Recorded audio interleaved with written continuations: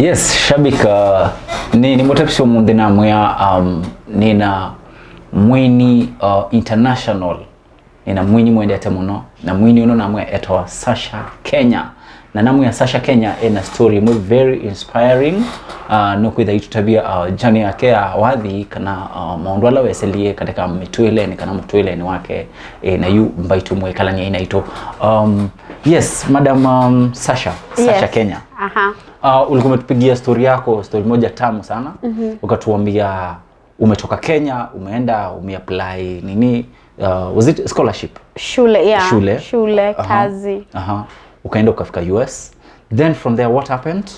So nikiwa US, maisha si unajua changamoto. Yeah. You're in a new country, hauna marafiki, hauna familia.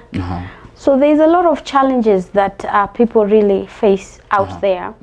Yeah, but then as time went by, nikapata marafiki who became as family. We are still friends until now. I really thank them. They stood with me. Nakumbuka wakati moja ambao nilikuwa mgonjwa.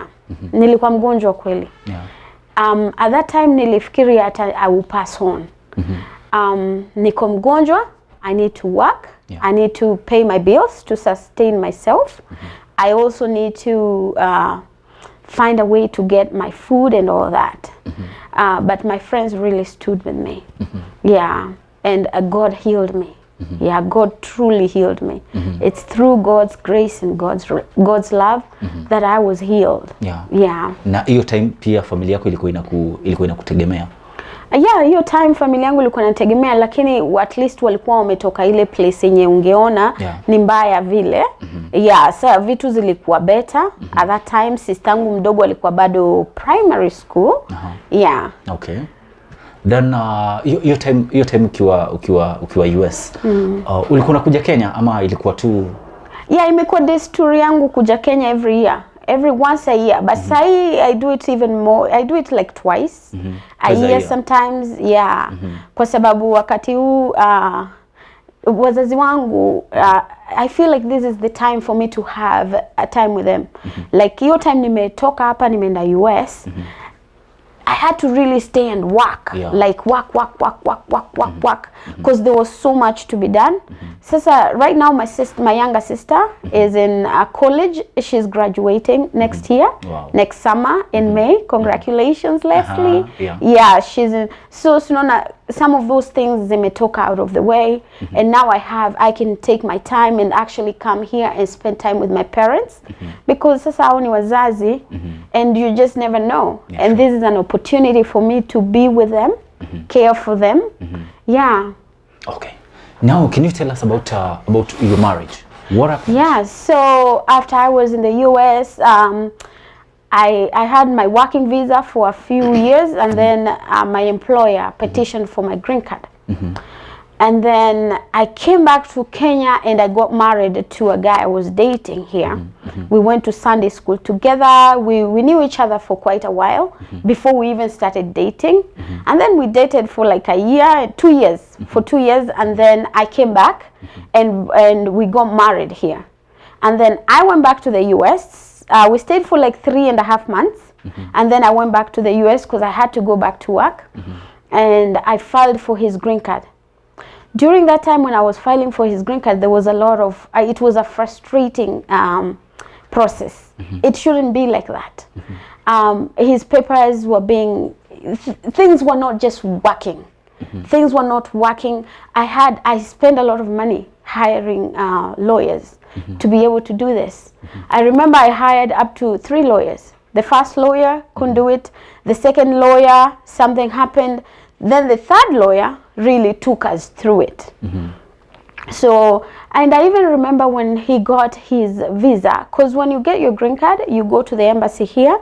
They send you documents to the embassy, and then you go to the embassy, and then the embassy gives you a visa. And then when you get to the US, you get the green card. So I remember when he went to the embassy and he got his visa, he called me and he said, well, I got my visa today, but I don't even have money for the ticket. Was he working? He was working here as an accountant in a company somewhere. Yeah.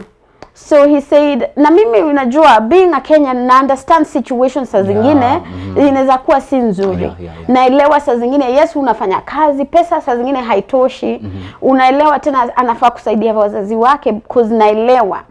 So mimi akaniambia nikope pesa hata kama unaweza kopa mahali unisaidie nilipe hii ticket, nikikuja nianze kufanya kazi nitarudisha. So alikuja na hadi waleo hajawahi rudisha. Hajarudisha hiyo pesa? Hajawahi. Niliai muuliza arudishe, hakunijibu. Like the last time we communicated, I asked him, like yes, the marriage is not working, but why would you let me pay something that I helped you with? Ilikuwa kama pesa ngapi? Ticket usually, ticket inakuwa like 100 and something, 100, I can't remember, maybe 120k. But then kuna hizi expenses za lawyers, kuna nini. There's a lot of other things that come in together, unaona. Yeah, but hata hiyo ya ticket yenye aliniambia nikope nikikuja nitalipa, he's never paid it. Alienda. Na alikuja? Yeah, alikuja USA, tukakaa kidogo, but immediately he got there, I knew something was different. I knew something was wrong. Cause hata kufanya kazi ilikuwa ni shida. Hakutaka kufanya kazi to begin with, so I had to support him while all this is happening. Na si eti hakuna kazi. And then later on akachukua kazi akafanya. Venye alianza kufanya kazi kukakuwa na shida, hataki, yani kutoa pesa kusaidia inakuwa ni mvurutano mbaya sana, inakuwa ni ngumu kabisa. Kuna ati anatoa pesa yake asaidie kulipa rent, asaidie kulipa maji, ilikuwa ngumu sana. So nakumbuka alianza kufanya kazi, akafanya kazi the second month yenye amefanya kazi akalipwa. Alichukua pesa akaenda Las Vegas 7 days. Sijui alienda na nani. And during your time mlikuwa married? Tulikuwa married. Aliamka asubuhi akaniambia ujue mimi naenda Las Vegas leo. So mimi sinaenda job. He's telling me this when I'm actually getting out of the house to leave. So mimi nikatoka tu, mimi nikaenda job. Kurudi jioni nikapata alienda. Akakaa 7 days. Unaona? Were you communicating during the 7 days? Kulikuwa na any communication? During the seven days, that's when I decided that enough is enough. During that period, there was no communication between me. I did not communicate to him. Yeah, I think I just asked him, who are you going with? Because he's new. Ajakaa hata 1 year. Amejua Las Vegas aje. But hakutaka kuongea, hakutaka kuniambia. So nikaacha kucommunicate. And I think I called his mom, nikamwambia. Akaambia mama yake ako na DJ, sijui DJ mgani, I can't even remember. Yeah. But during this period, hiyo 7 days, ndio nikaona hii madharau imezidi. Nikaona I can't take this anymore. Yeah, kwa sababu nimemsupport during this whole time. Amepata kazi the second month, hiyo pesa yake amechukua ameenda nayo Las Vegas na mtu mwingine. Ameniacha hapo. Nikaona hii sitaweza. So when he came back from Las Vegas, things were different. Because at that time he was driving my car.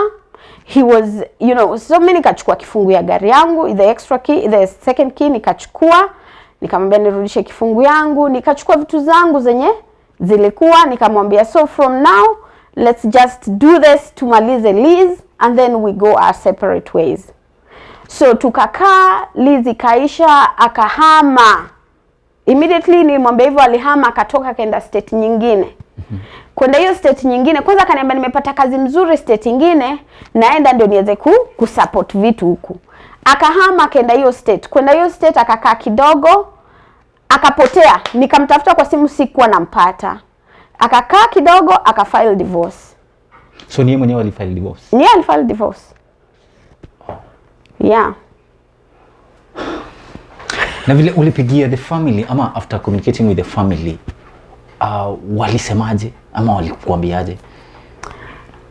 Acha tusiongee sana mambo ya hiyo part ya family, because I respect parents so much.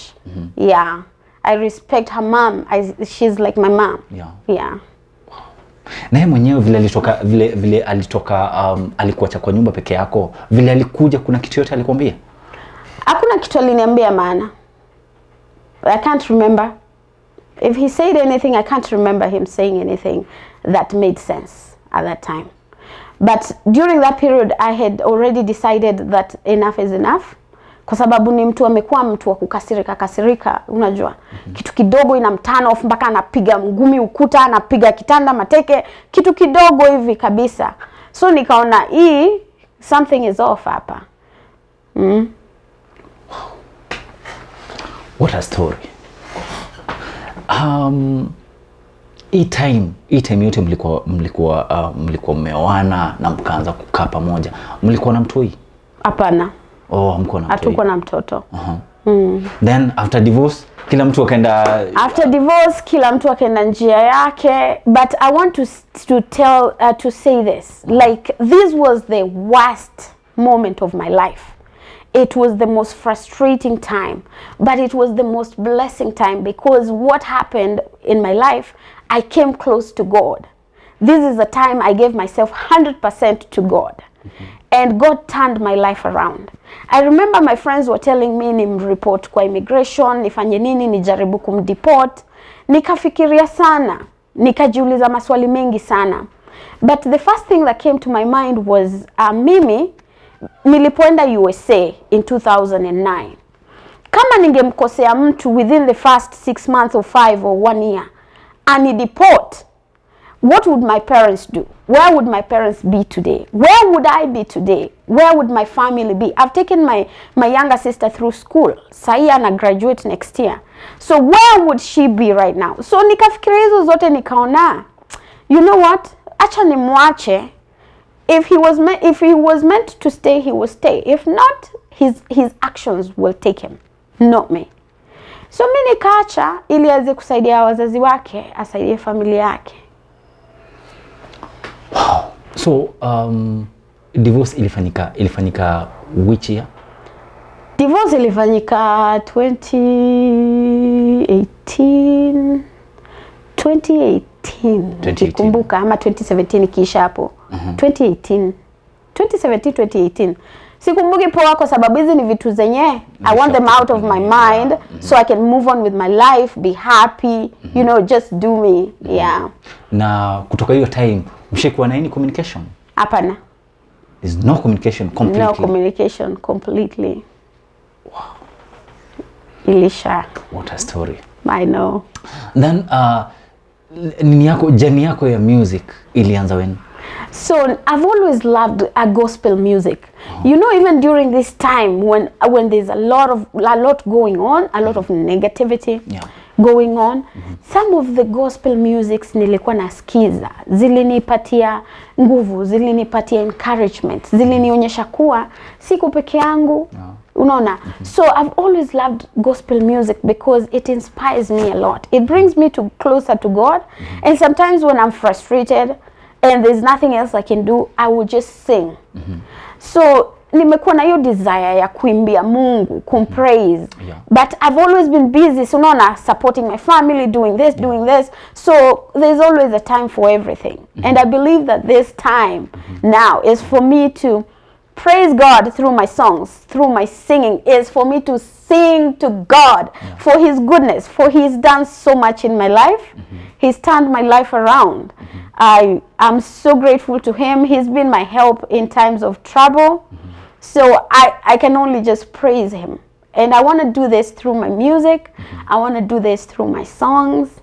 Yeah, I want everyone to know that there is God out there. If you only lean onto him. Yeah. Unajua maybe kuna mafans wetu, sababu actually mafans wetu wengi ni Wakamba, wacha niseme ni Wakamba, percentage kubwa ni Wakamba. So maybe unaweza angalia kamera uambie mali wanaweza pata muziki zako, mali wanaweza vile wanaweza kusupport in any way. Maybe unaweza waambia kwa social media wanaweza kupata wapi maybe? Well, kwanza nataka kuambia nawapenda sana, support fans. Unajua ni Wakamba hivi? Nawapenda sana. Unajua kuwasalimia na Kamba? Unaweza wasalimia Mwatindata. Nessa, I know how to answer that one. Totinda Nessa. So I just want to say I love you guys. This is the best show that I've come to so far. And please support my music, support my journey. I also have a business. I make baby creams. And right now it's currently, I have it in the US market, but I'm working to put it in the Kenyan market. So if you would like to try it, kindly inbox me, my Facebook page, Messenger. You can find me on Instagram. So my Facebook page is Sasha Kenya. My Instagram is Sasha Kenya 254.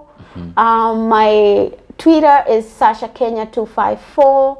And please support my YouTube channel. I see those numbers going up. You guys, I'm so grateful from the bottom of my heart. Kindly support my YouTube channel. My YouTube name is Sasha Kenya. And I also wanted to share that I've been nominated for Rema Awards. Wow. For this coming March. So I will be sharing. Can I share the code? Sure, why not? I have to check. Yeah. So the voting will begin tomorrow, which is the 11th. I believe so. Yeah. Tomorrow is the 11th. Tomorrow is the 11th, yes. Yeah. So the voting will begin tomorrow. Please vote for me. Support me. This is so special and so close to my heart. So it's the Rema Awards Global. It will be in Texas, USA. And I've been nominated for 2 categories. The first one is Best New Female Gospel Vocalist. And the code for that one is RDRD80. And then the second category is Outstanding Inspirational and Motivational Speaker. And the code for that one is RN27. So I'm also a motivational speaker. Yeah. Wow. So thank you so much, guys, for doing this. I truly appreciate it. I truly love you guys. And remain blessed. So far umefanya ngoma ngapi? So far nina ngoma 2 na nimefanya hizi ngoma 2 na ni collabo na Justina Siokao. Your Kamba Queen. Yes. Madam, you know, in Cumberland normally call her Madam 2020. Yes. Juzi yako na jina mpya tunamuita Madam Spangwingwi. Sipangwingwi. Do you know the meaning? I think so. Yeah, yani how yani you don't let people tell you what to do. Like yes. Yeah, not in a rude way, but hey, this is my life. You do you, I'll do me. Yeah. Now, given an opportunity, sasa in Kenya, maybe ufanye another collab with maybe a different artist. Unaweza fanya na nani? Naweza fanya na Masi Masika. Masi Masika, unajua ni Mkamba. Tunamtafuta. That's true. Tunamtafuta, by the way, hiyo collab lazima ikamtu. Masi Masika ni Mkamba. Yes, I also enjoy her music. I'm one of her fans. Wow. I really enjoy the way the message in her music. And also kuna Mluya. Na mgani yo? Aitwaje? Mgani? We have Gloria Muliro. Gloria Muliro. Oh, okay. Yes. I really enjoy her music, and her story also is just similar to mine. Yeah. But God has really blessed her. She's married now. She's happy. Yeah. So those 2 collabos will be really great. Yeah. They are coming soon. Definitely tutawatafuta, and your collab lazima come through. Amen. I promise. Amen. So apart from music and apart from the business that you're doing, what else you like? Do you feel like you like doing so much? Well, I enjoy cooking. You mean like hobbies and stuff? Yes. Well, I enjoy cooking. I'm a very good cook. Yes. Yeah. Tunamtafuta. Lazima kabla rudi lazima tumtafute kwanza tutengeneze something like kuku ya kienyeji. Yeah. So shabiki zetu tumekuwa na msanii wa nguvu sana. Msanii anaitwa Sasha Kenya, na Sasha Kenya amekuwa na story moja very inspiring, na naomba mfollow hapo kwa YouTube channel yake, kwa Instagram, kwa TikTok. Oh, by the way, TikTok. Sasha Kenya 254. Na mtume challenge za One Miracle na Mfalme wa Amani. Yeah. Kesho nakwambia utakuwa unapatana nazo hapo mingi. Yes. Fans wetu wanakuanga trusted sana. Yes, you know? Thank you. What else did I want to ask you? Sasa I want you to maybe look at this camera. Kuna mtu anaweza kuwa undergo what you went through. Yeah. So nataka tu umwangalie tu ile kamera, umwambie tu kitu, encourage, sababu kuna mtu anaweza kuwa maybe ameundergo what you went through na maybe hiyo kitu inampatia stress. Wewe unakapua sana, unakaa yani umeovercome. So maybe anaweza kuwa yeye ameshindwa kuovercome. Yani unaweza angalia tu kamera, encourage tu. Because so if you're going through a difficult moment, and a difficult marriage failing is not the only difficult moment that happens in our lives. There's so many things that can happen. You can lose your child, you can lose your child, you can lose your spouse. There's so much. If you are going through a hard time right now, for me, what really worked for me was turning 100% to God. 100% giving my life to God. And not, I remember during that time when my marriage ended, I resigned from a position. I was the assistant director of nursing in a facility, but I felt like I'm not in a place where I could give my 100%. I felt like I needed to heal. So I resigned from that position. I went home. I took like 4 months out of work. During this time, I was studying and praying. I just came back to Kenya, to my parents. I talked to them. They gave me a shoulder to lean on. So during this period, I just wanted to be close to God.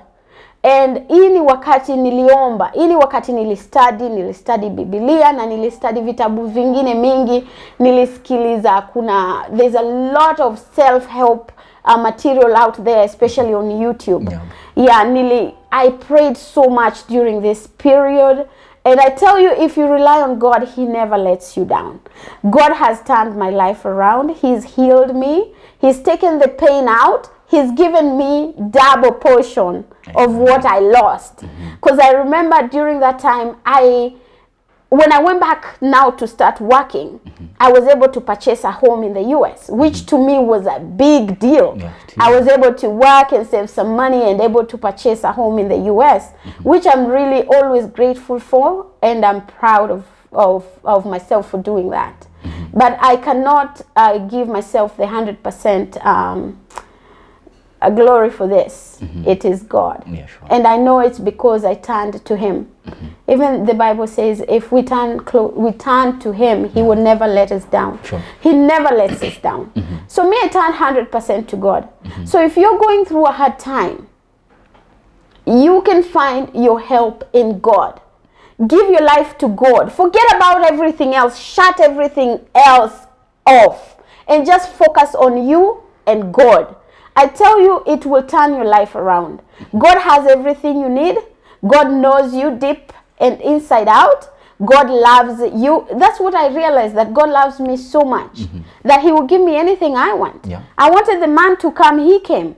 You know, and now I want a house. He has to give me a house. So He gave me a home. You know, and if I wanted a baby, I got a baby.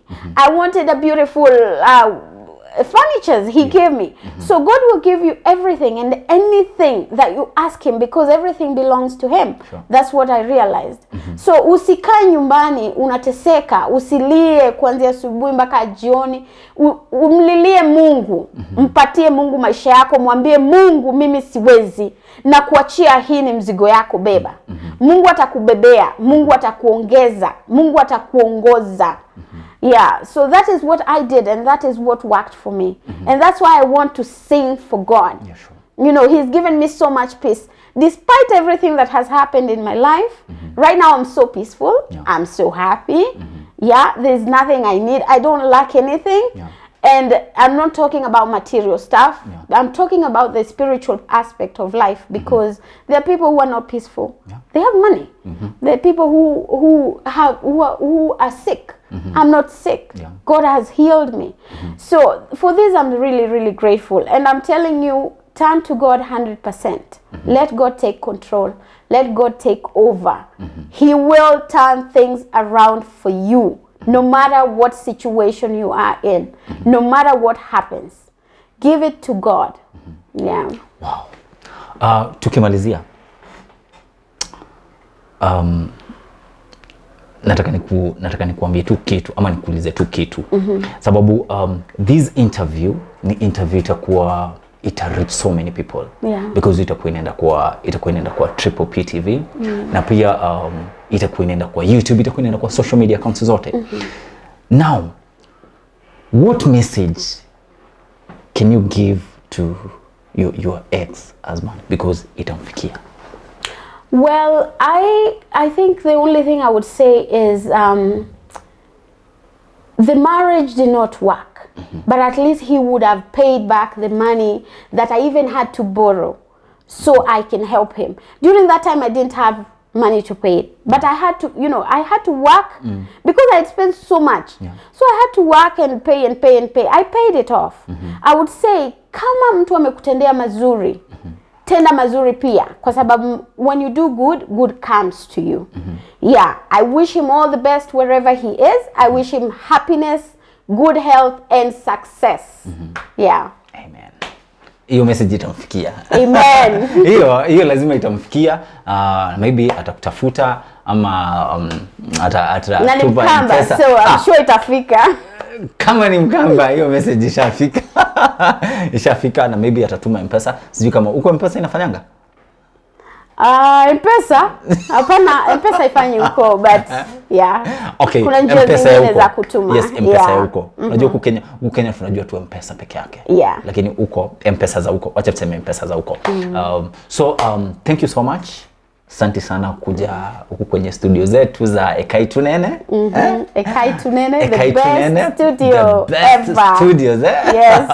Na tunawapenda wageni sana. Na in case mashabiki wetu wanaweza kuwa maybe wako na swali yote wanataka kuuliza ama wako na anything wanataka kusema, wanaweza teremka hapo hivyo kwa comments, ama kama unataka ku reach Sasha but then unaweza connect hiyo uende majuu you never know. Enda kwa inbox kwenye social media accounts zake, mwandikie tu kama message hapo na atajibu. Actually she's very humble. Najua akiona tu message yako atakujibu, lakini usianze kumsumbua wewe. Tunawajua